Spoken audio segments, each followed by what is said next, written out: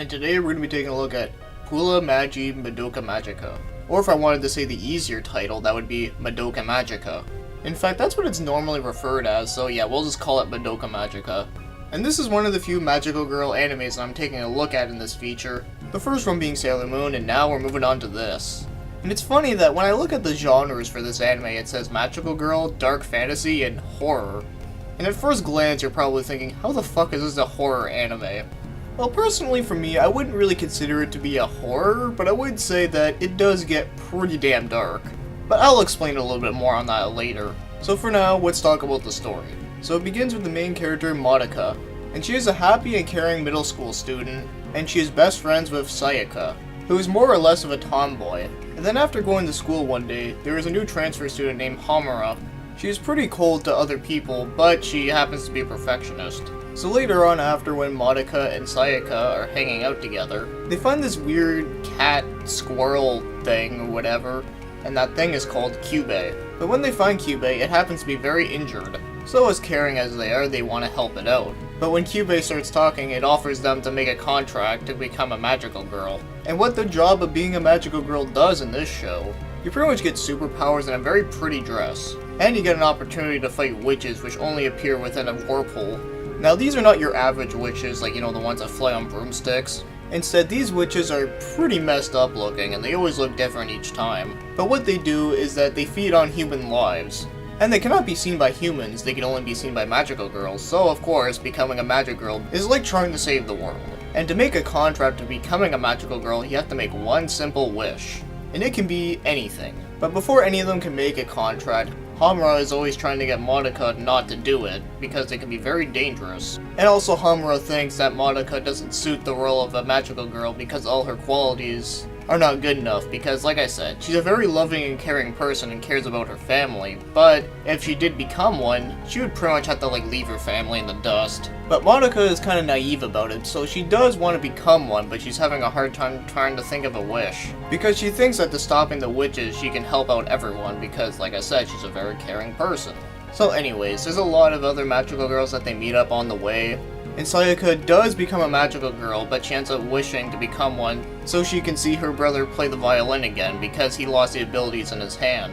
Yeah, it's pretty depressing. Then again, this entire show is pretty damn sad. So yeah, I think that's good enough explanation of the story because this show is pretty in-depth and can get pretty spoilery, and I don't want to get into all that. But one thing I will say that kind of amused me when I thought about it is that, you know what this show kind of reminds me of? Not 100%, but at least like has some like certain things about it. And that is that it reminds me of Stephen King's The Needful Things, but within a magical girl setting. And you're probably thinking, okay, that sounds really fucking stupid. And okay, yeah, maybe the way how I'm saying it may sound pretty ridiculous, but when you think about it, there are some pretty similarities between the two. Where basically, if you wish for something that you really want, you end up getting fucked over in the end. And Kyubey is basically like the devil in this show.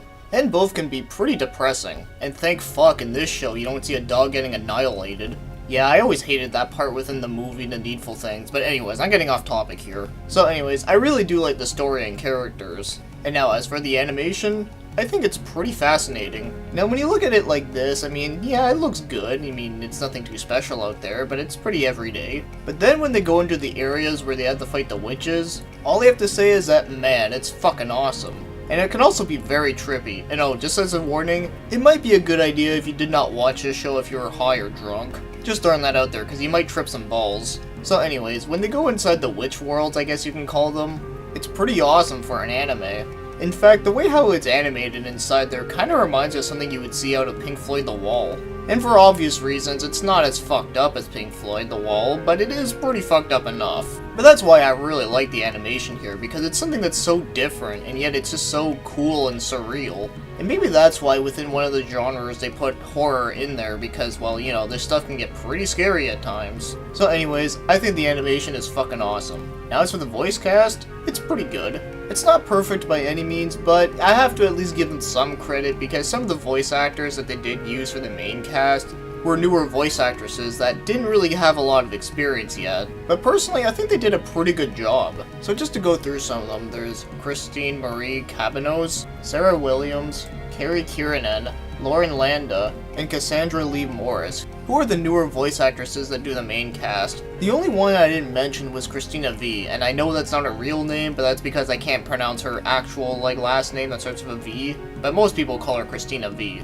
But yeah, she does a really good job, but she's not a newer voice actress, so that's why I didn't include her right there. But yeah, she does do a really good job as Hamura. And the two last ones I'll mention are also not newer ones, but they are Kyle Hebert and Karen Stressman, who are some of my favorite voice actors, but they play very small roles within this though, but I'll give them at least some credit that they do a good job for what they do offer. So either way, I'm not going to complain too much about it, but I will say that it was a good, solid effort.